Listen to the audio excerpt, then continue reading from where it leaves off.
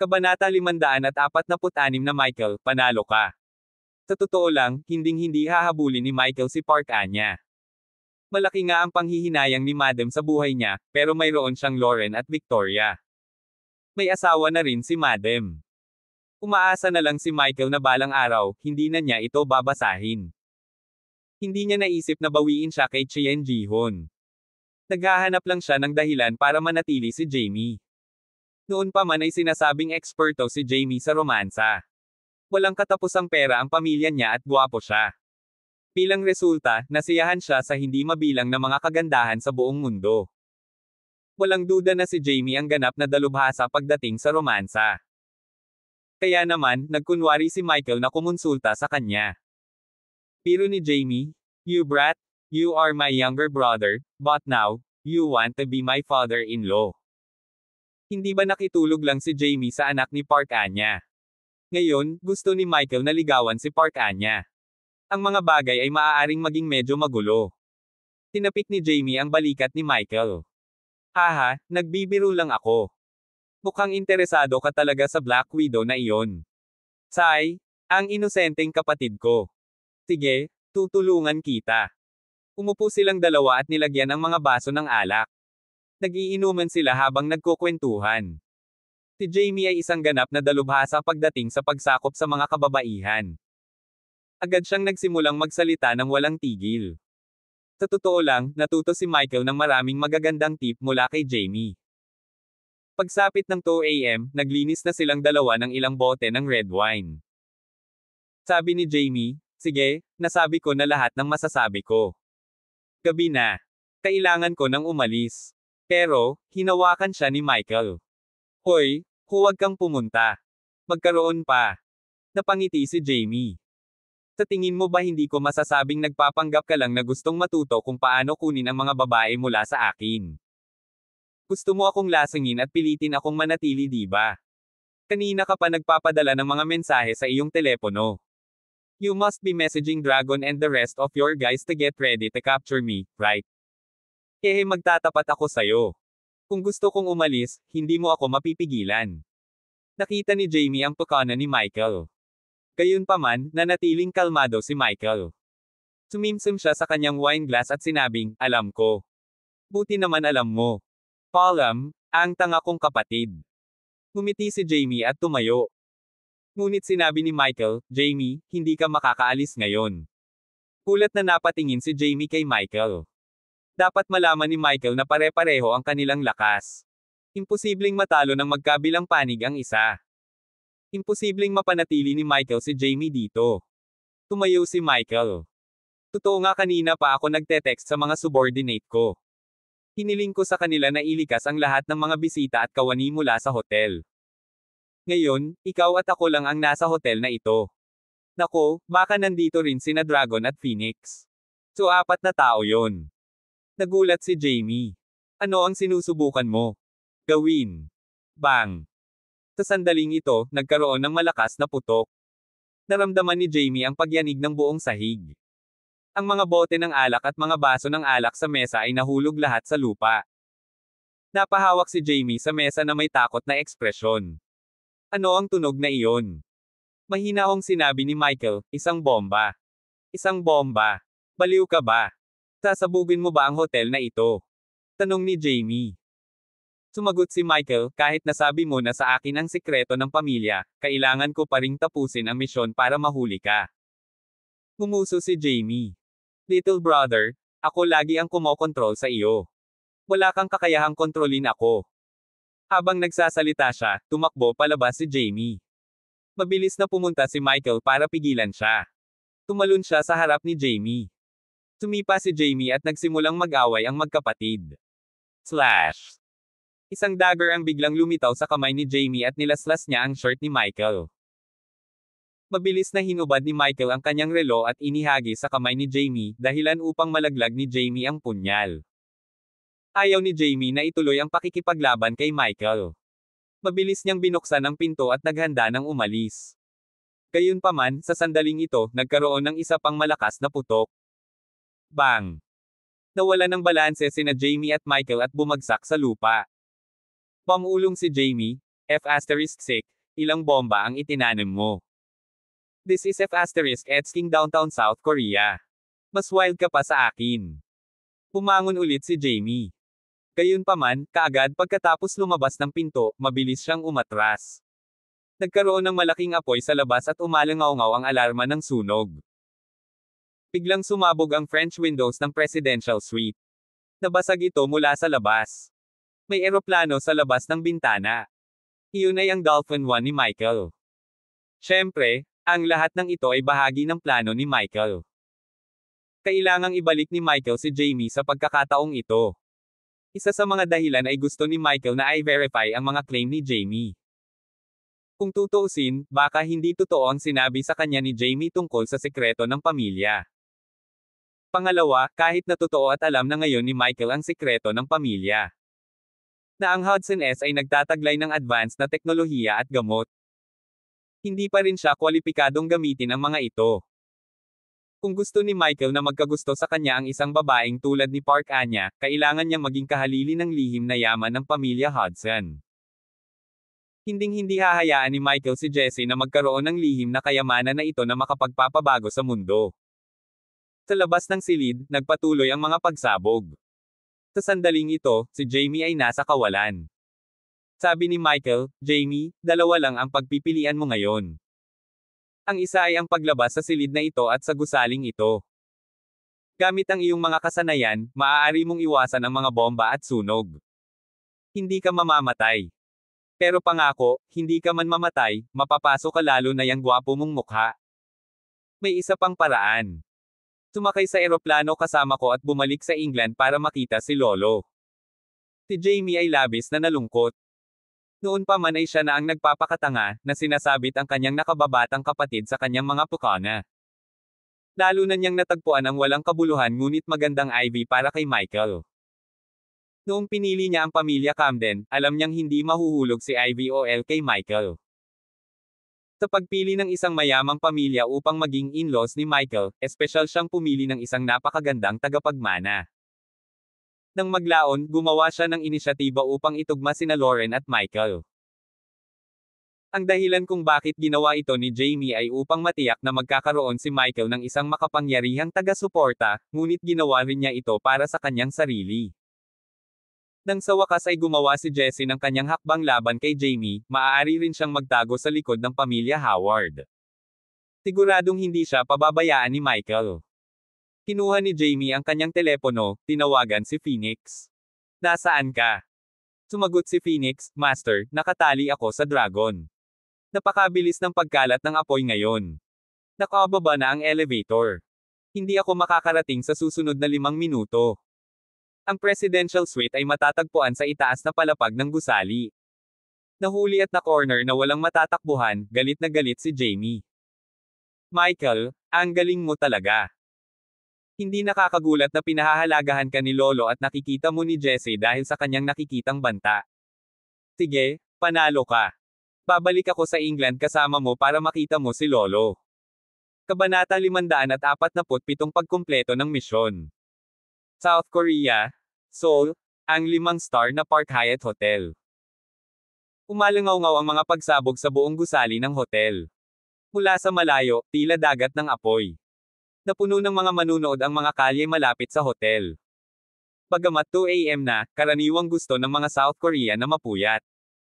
Madalas silang nasa labas habang umiinom hanggang gabi. Sa makatuwid, mayroong maraming mga nanunood. Ito ay sa ilalim ng gayong mga kalagayan na sina Michael at Jamie ay tumalon sa Dolphin 1. Walang choice si Jamie kundi makipagtulungan kay Michael. Gayunpaman, sinubukan ng tusong si Jamie na agawin ang kontrol sa eroplano sa sandaling sumakay siya dito. Nakita ni Michael ang kanyang mga intensyon at tinikman siya. Makalipas ang ilang oras. Dahan daw ang iminulat ni Jamie ang kanyang mga mata. Tahimik ang lahat, at natagpuan niya ang sarili niyang nakahiga sa komportableng sofa nang lumapit ang isang lalaking may benda sa mukha at inabutan siya ng isang tasa ng kape. Si Tim iyon. Napangiti si Tim. Ginoo. Jamie, nagkita ulit tayo. Narito ang ilang kape para sa iyo. Subukan mo, hehe. Ang lalaki ay hindi kapani-paniwalang mayabang. Dati, na-hostage siya ni Jamie at pinilit na pumunta sa isang plastic surgery hospital. This time, si Jamie naman ang hinuhuli. Nang mapansin ni Michael na nagising na si Jamie, nakangiti itong naglakad. Jamie, pasensya na. Pinigyan kita ng injection para hindi ka malay. Alam mo na masyado kang makapangyarihan. Natatakot ako na hindi ko maipagtanggol ang sarili ko kapag sinubukan mo ang anumang nakakatawa. Nasa England na kami ngayon. Maaari kang tumingin sa bintana. Nagpadala si Lolo ng 2 eroplano para i-escort kami. Huwag mo nang subukang tumakas. Pumunot ng sigarilyo, huminga ng ilang buntong hininga si Jamie bago nagsalita. Michael, sa nakalipas na 3 araw nakita kita sa ibang liwanag. The last time I saw you, isa ka pa ring musmos na binata. Ngayon, talagang nagtataglay ka ng gayong mga pamamaraan. Kahanga-hanga. Sige, hindi na ako tatakas. Babalik ako sa kastilyo para makita si Lolo.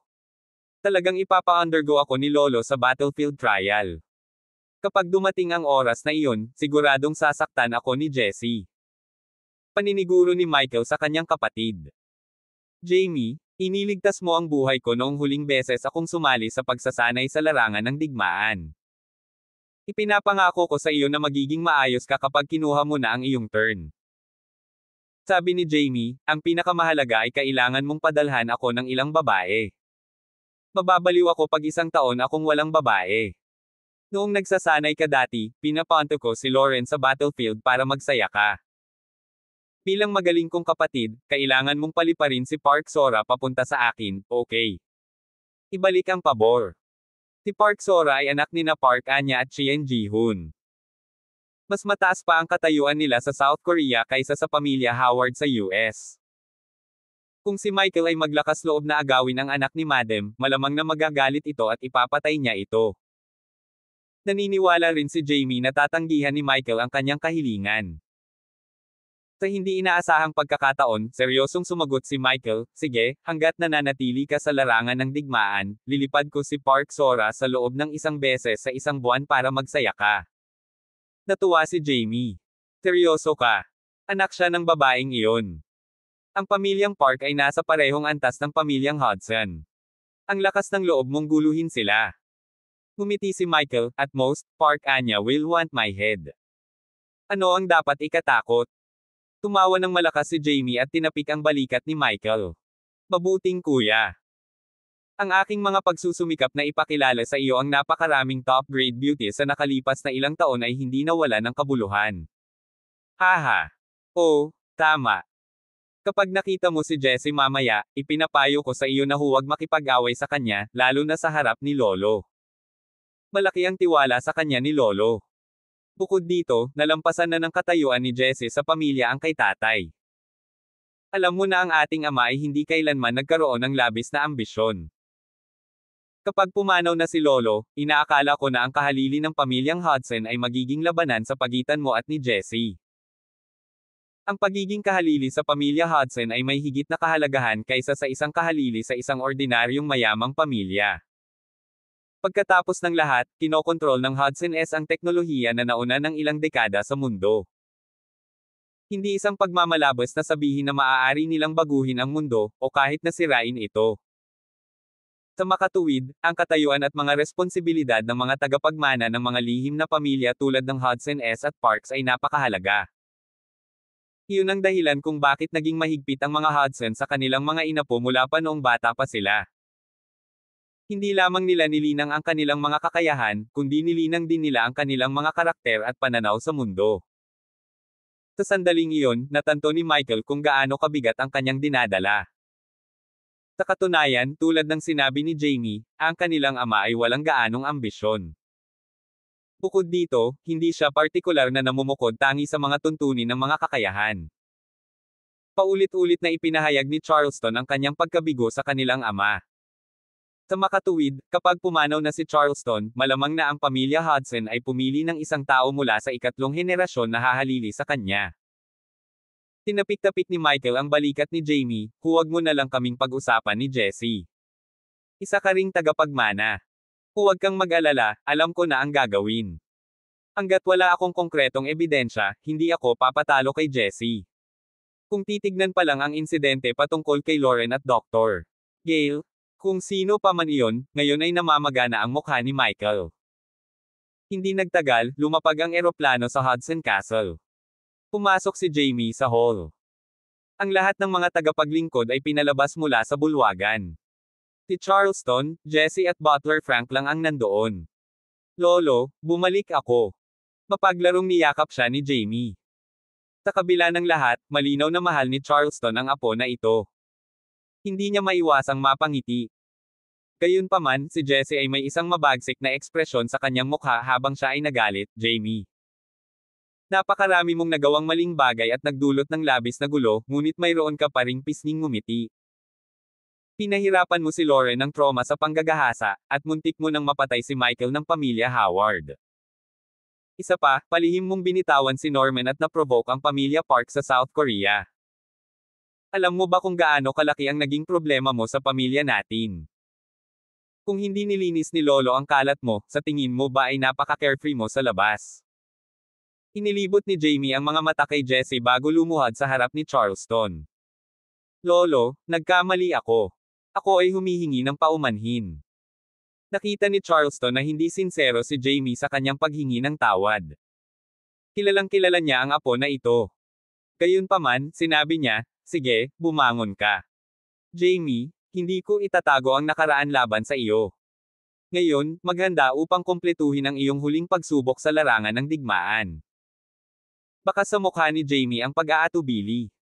Kailangan ko bang pumunta sa larangan ng digmaan? Takot ako sa kamatayan, Lolo. Paano kung may mangyari sa akin sa larangan ng digmaan at hindi gumana ang pendant ng pamilya? Sabi ni Jessie, anong kalokohan ang sinasabi mo? Ang pamilya namin ang bahala sa lahat. Susuhulin natin ang magkabilang panig ng tunggalian. Kapag tinanggap na nila ang pera natin, paano nila magagawa sa iyo? Sumili ang nakakatakot na ngiti sa mukha ni Jamie. Ganoon ba? Paano kung ang isang tao ay nabigo sa pag-aalaga ng lahat? Katulad noong pumunta si Michael sa larangan ng digmaan ng Syria 4 na taon na ang nakalilipas. Namula ang mukha ni Jessie habang nakatingin kay Michael. Kabanata 548 ang mga ninuno ng 8 dakilang pamilya. Medyo nagilty si Jessie. Tinanong niya si Jamie, ano ang ibig mong sabihin dyan? Ngumuso si Jamie. Alam ng lahat ang tungkol dito, bukod kay Michael. 4 na taon na ang nakalilipas, nang pumunta si Michael sa larangan ng digmaan upang magsanay, sinabi mo na tutulungan mo siya. Pero ano ang nangyari sa huli? Ginawa mo ba? Malungkot ang ekspresyon ni Jessie habang ipinaliwanag niya kay Michael, naging pabaya talaga ako sa bagay na iyon. Hindi ko ito natapos kaagad, ngunit tiyak na wala akong balak na saktan ka. Dapat alam mo ng husto kung paano kita tinatrato. Nagsalita si Butler Frank para kay Jessie. Ginoo.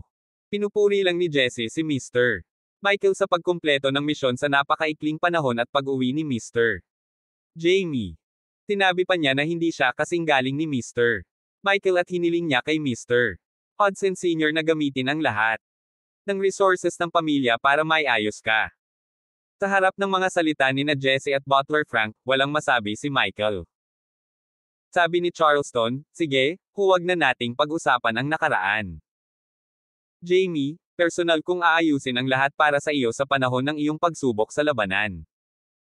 Hindi kita papasukin sa larangan ng digmaan hanggat hindi naaayos ang lahat. Katanggap-tanggap ba iyon? Alam ni Jamie na hindi siya makakataka sa kanyang karanasan sa larangan ng digmaan, kaya ngumiti siya. Sa garantiya ni Lolo, wala na akong alalahanin pa. Tumango si Charleston at tumingin kay Butler Frank. Nasaan ang kasalukuyang salungatan? Magalang na sumagot si Butler Frank, India at Pakistan. Nag-isip sandali si Charleston bago nagpasya. Ma'am, ayusin natin si Jamie na lumaban sa digmaang ito. Natuwa si Jamie. Haha, medyo malapit sa South Korea. Hindi masama, hindi masama. Pagkatapos ay sinaman niya ng tingin si Michael. Malinaw niyang ipinahihiwatig kay Michael na magiging mas madali para sa kanya ang paglipad kay Park Sora. Matapos ayusin ni Charleston ang usapin ni Jamie, tumingin siya kay Michael at sinabing may masayang ngiti, Michael, congratulations sa pagkumpleto ng huling training mission. Ngayon, may karapatan kang malaman ang sikreto ng pamilya natin. Sa pagkakataong iyon, biglang nag-alala si Jessie. Nagmamadali niyang sinabi, Lolo, bagamat may mga natatanging kakayahan si Michael, hindi naging sapat ang kanyang emosyonal na kalagayan, lalo na pagdating sa pag-ibig. Sa tingin ko, masyado pang maaga para sabihin kay Michael ang tungkol sa sikreto ng pamilya Hudson.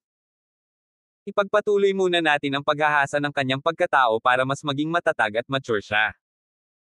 Sa takot na magalit si Michael, inaliw siya ni Jessie, Michael, huwag mo akong sisihin sa pagsasabi nito. Ginagawa ko ito para sa ikabubuti mo.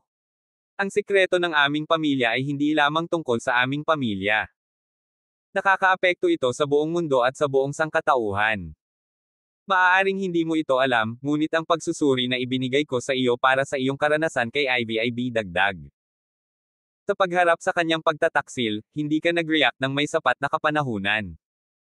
Tumawa ng malakas si Michael. Bakit? Nag-aalala ka ba na kapag niloko ako ni Lauren tulad ni Ivy balang araw, sisirain ko ang buong mundo at sangkatauhan? Malamig na sagot ni Jessie, hindi imposible. Baka may relasyon si Lauren. Siya ay talagang isang nakatagong panganib. Galit na galit si Michael. Ano ang sinabi mo? Ako lang ang kayang mahalin ni Lauren sa buhay na ito. Hinding-hindi siya magkakaroon ng affair. Hindi siya pwedeng makipagrelasyon. Hindi mo ba alam na may sakit siya? Sa totoo lang, sa sandaling iyon, gusto talaga ni Michael na tanungin si Jessie tungkol sa mga larawang iyon ni Lauren at Dr. Gale. Gayunpaman, pinayuhan ni Jamie si Michael na huwag labanan si Jessie ng direkta. At saka, base sa pagkakaintindi ni Michael kay Jessie, siguradong wala siyang aaminin. Sa hindi inaasahang pagkakataon, kakaibang ngiti ang ibinigay ni Jessie. Ganoon ba? Nagsalita si Jamie para kay Michael. Paano natin hasain ang karakter ni Michael? Sabi ni Jessie, ipinakita ni Michael ang pagiging immaturity niya kay Ivy, kaya dapat natin siyang gamitin. Nasa kastilyo namin ngayon si Ivy. Dapat siyang pakasalan muli ni Michael upang maasa ang kanyang pagkatao sa loob ng isa pang 2 taon. Kung makakasama niya ang isang babaeng kinaiinisan niya sa loob ng 1 taon, iyon ay isang tunay na pagsubok ng pagkatao. Magkasama ulit sina Michael at Ivy. Bago pa sumiklab si Michael, sumigaw si Jamie, F***, how dare you say such things? Ilang lalaki na ba ang hinalikan ni Ivy gamit ang maruming bibig? Ilang lalaki na ba ang tinawag niyang hubby? Gusto mong halikan niya ulit si Michael at tawagin siyang hubby and darling ulit?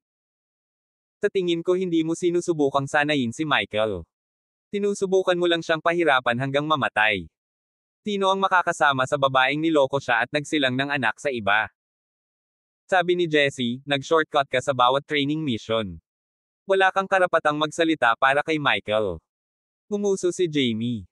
Sa tingin mo ba hahayaan ka ni Michael na gawin ang lahat ng gusto mo? Let me tell you, nasabi ko na sa kanya ang family secret. Ano ang sinabi mo? Nagulat sina Jessie at Charleston. Sinabi ni Michael, oo, alam ko na ang tungkol sa 8 dakilang pamilya. Sabi ni Charleston, dahil alam na ni Michael, isantabi muna natin ang bagay na hasain ang kanyang pagkatao pansamantala. Naniniwala ako na habang tumatanda siya, natural na magiging mas mature si Michael. Michael, sumama ka sa akin. May sasabihin ako sa iyo ng pribado. Oo. With that, sinundan ni Michael si Charleston sa kanyang kwarto. Isinara ni Michael ang pinto.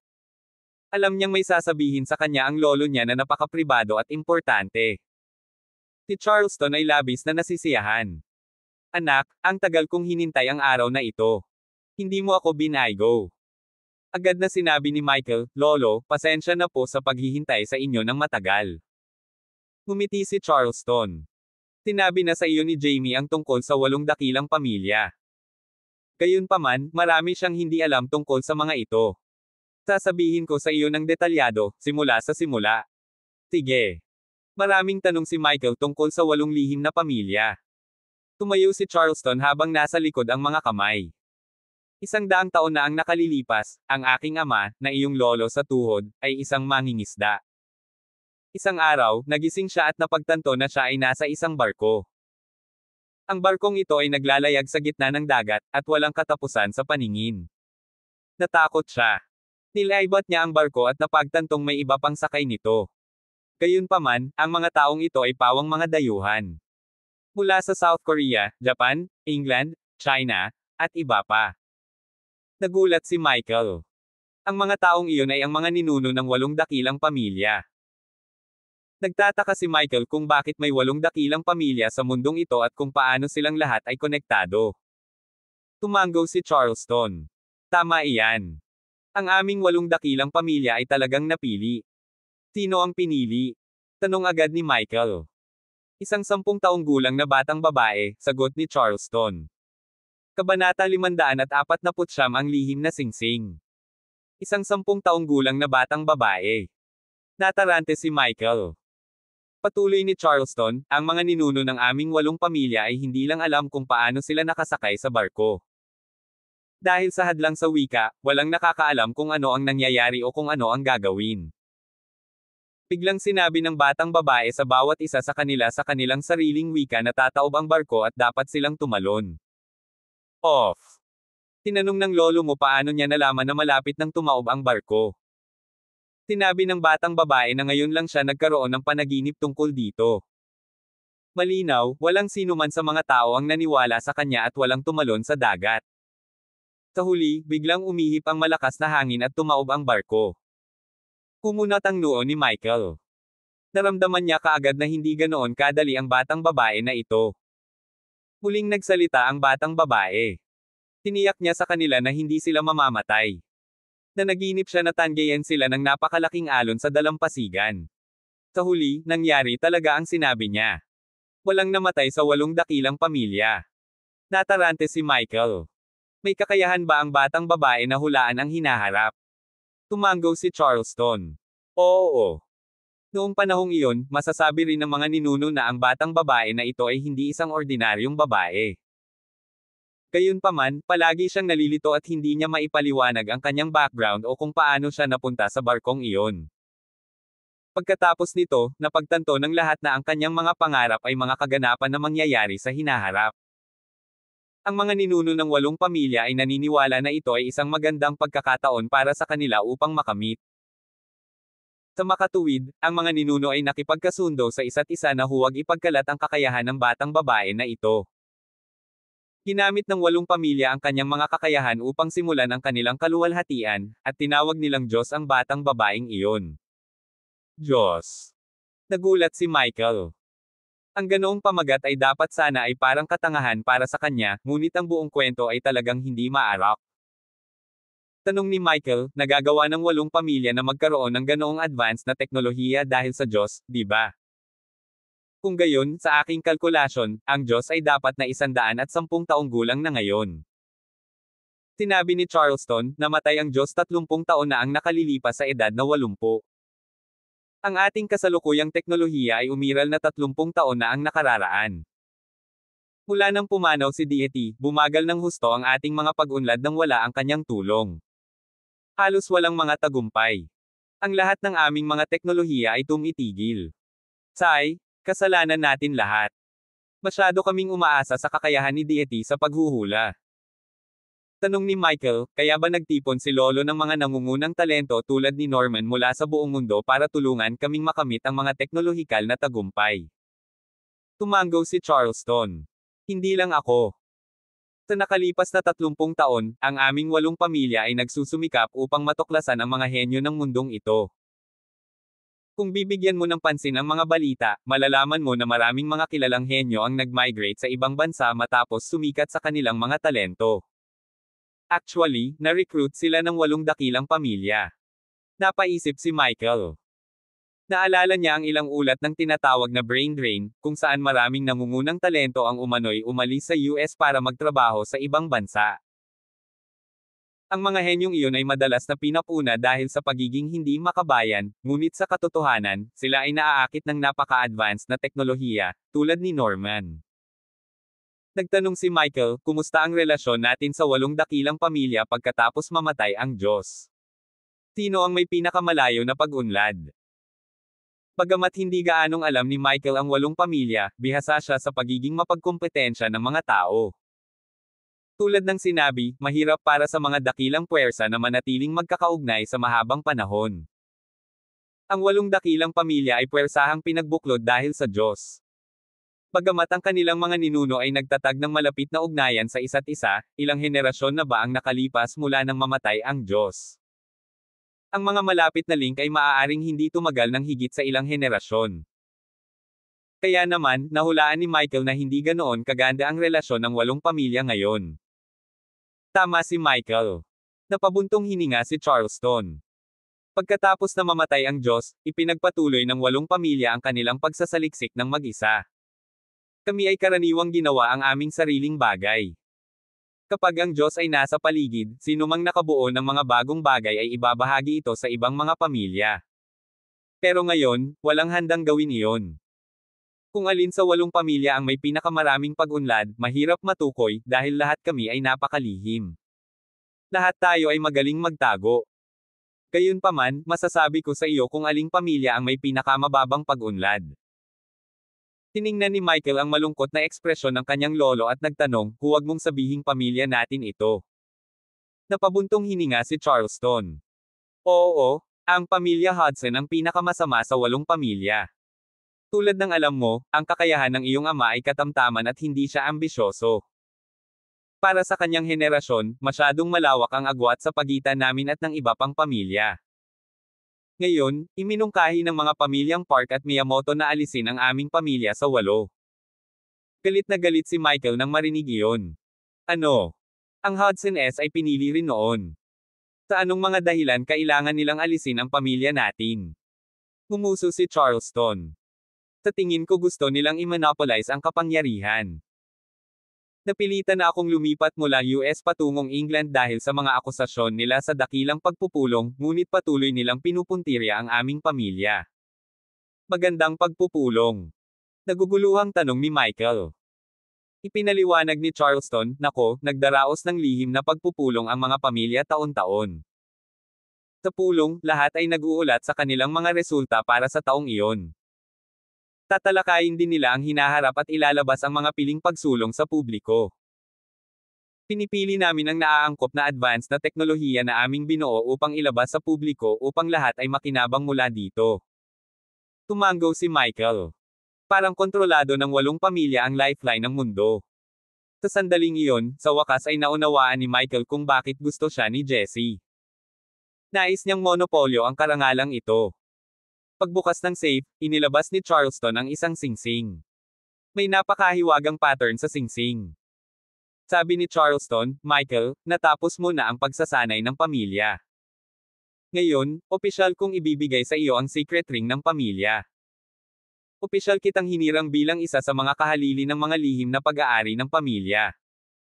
Mula ngayon, magagamit mo na ang lahat ng aming mga lihim na pag-aari. Sa wakas, tuwang-tuwa si Michael.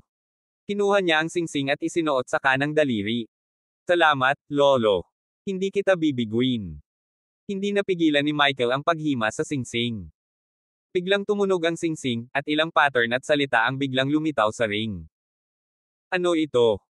Tiningnan ni Michael ang mga pattern at mga salita na may pagtataka.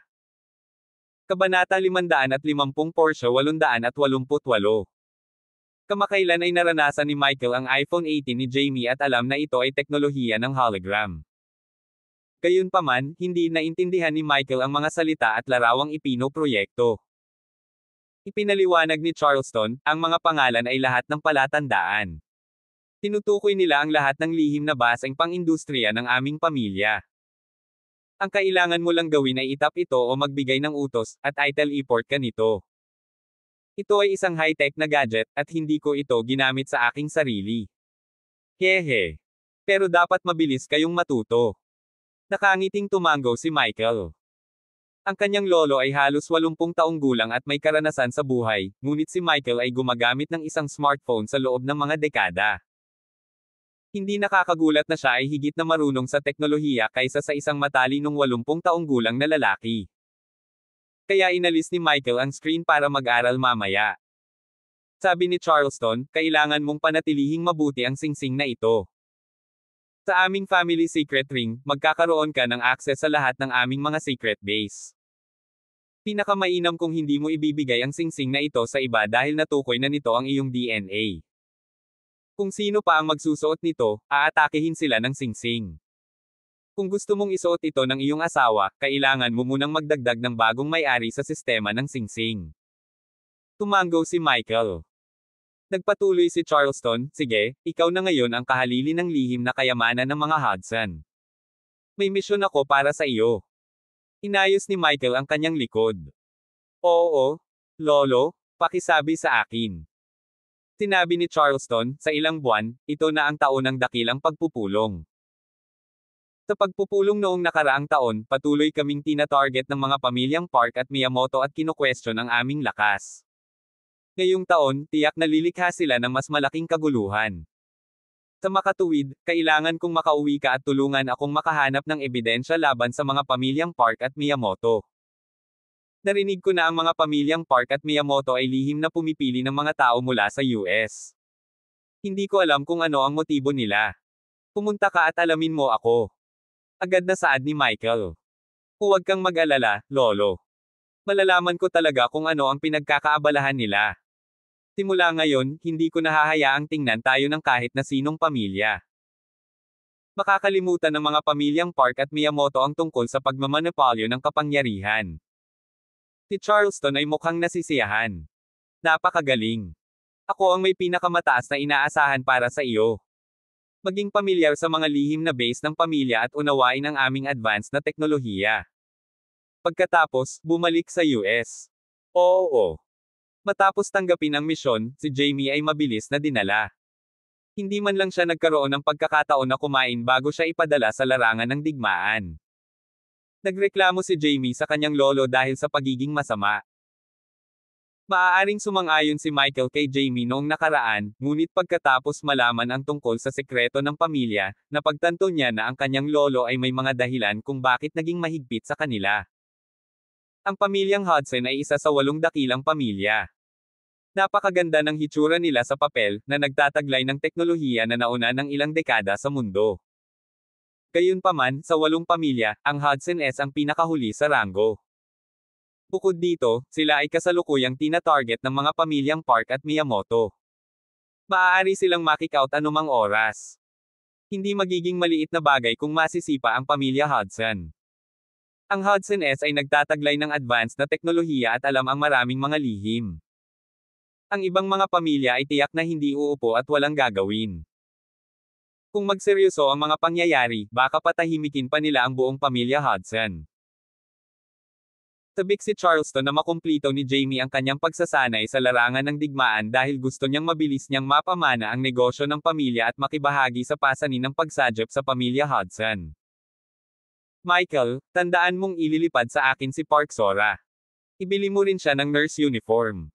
Sigaw ni Jamie kay Michael. Mukhang nahihiya si Michael. Siya ay 15 taong gulang lamang, ngunit gusto ni Jamie na gumanap siya bilang isang nurse. Gayunpaman, hindi maitatanggi ni Michael na medyo na-curious siya kung ano ang magiging hitsura ng magandang babaeng iyon sa uniforme ng isang nurse. Tinawagan ni Michael si Lauren para tanungin ang sitwasyon niya. Sinabi niya sa kanya na babalik siya sa kabisera upang makipagkita sa kanya at kay Victoria sa lalong madaling panahon. Pagkatapos noon, binuksan ni Michael ang secret ring at nakita ang imahe ng isang kotse.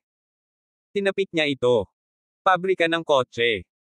Matapos mateleport sa lokasyon, napagtanto ni Michael na ito ay isang pabrika ng kotse na may karatulang Porsche. Ang sabi ng security guard sa entrance kay Michael, "I'm sorry, sir. Ang lugar na ito ay hindi bukas sa mga bisita." Ipinakita ni Michael ang singsing sa kanyang daliri. Nagulat ang security guard na agad na yumuko kay Michael at tinawag ang manager. Maya-maya, may lumapit na lalaking nakasuot. Napasulyap ang lalaki sa singsing ni Michael at excited na nagpakilala, "Hello, Mr. Hudson. Ang pangalan ko ay Peter. Dapat ito ang unang pagkakataon mo dito, tama ba?" Tumango si Michael. "Oo, pwede ba kitang maging gabay?" Ngumiti ang lalaki. "Ito ay magiging kasiyahan ko. Please." Dinala ng lalaki si Michael sa isang lihim na garahe sa loob kung saan may door access reader. "Ginoo Hudson, pakilagay ang singsing sa asul na lugar para i-scan." Alam ni Michael na nag-aalala si Peter na baka isa siyang impostor, kaya ginawa niya ang sinabi sa kanya. Ding! Welcome, Mr. Hudson, ang master ng mundo. Master ng mundo.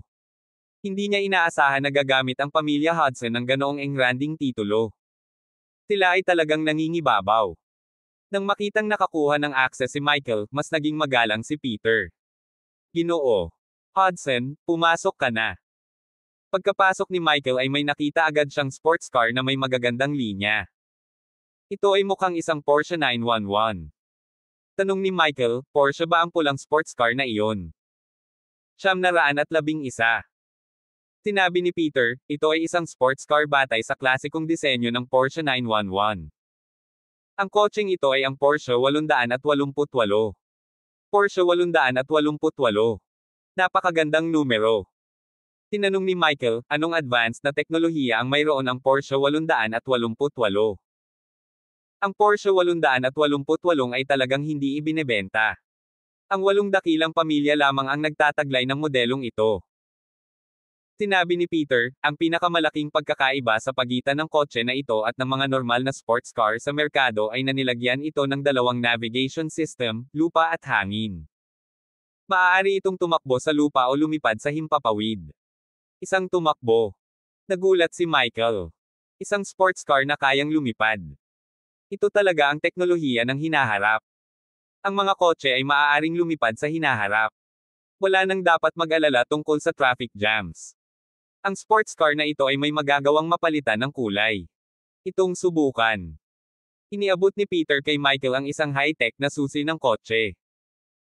Nagpapakita ito ng holographic na imahe na nag-aalok ng seleksyon ng mga kulay.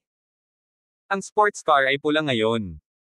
Nang pumili si Michael ng puti, pumuti agad ang Porsche 888. Nagulat si Michael. Paano ito gumagana?